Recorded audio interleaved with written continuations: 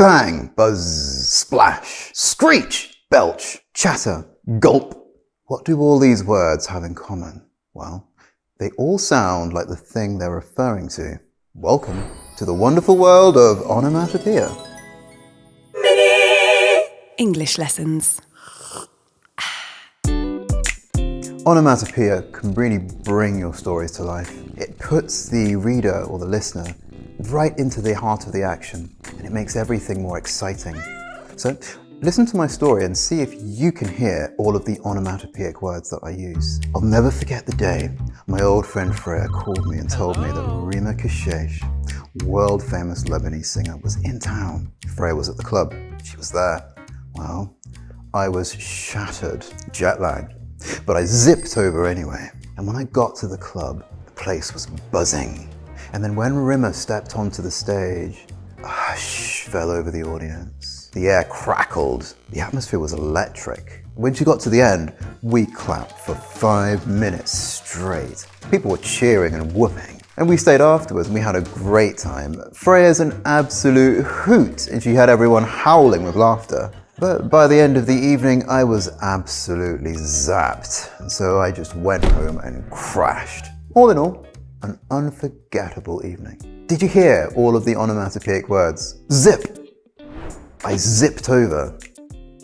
This is a verb. We use it to describe things that move really quickly. Notice how it sounds quick and speedy. Also, here it's used as a phrasal verb. I zipped over. Zip is the verb, and over is an intransitive preposition. Buzzing. The place was buzzing. This is an adjective. Normally it's used to describe the sound that insects make. Bzzz. But here it's being used to describe the energy and the excitement that you can hear and sense in the room. Crackled.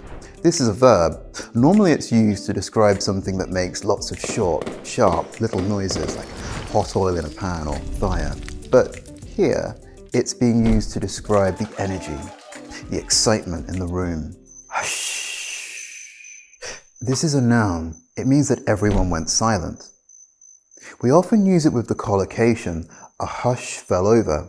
For example, a hush fell over the audience, or a hush fell over the room. It can also be used as a verb. Hush now. You can say that when you want someone to be quiet. Hoot. Freya's an absolute hoot. This is a noun. We use it to describe people who are really, really funny. Notice that it sounds like the noise that owls make. Hoot, hoot. Crashed. I was so tired I just crashed. Crash sounds like a heavy impact. We use it when we're so tired that we just want to throw ourselves into bed. So now over to you.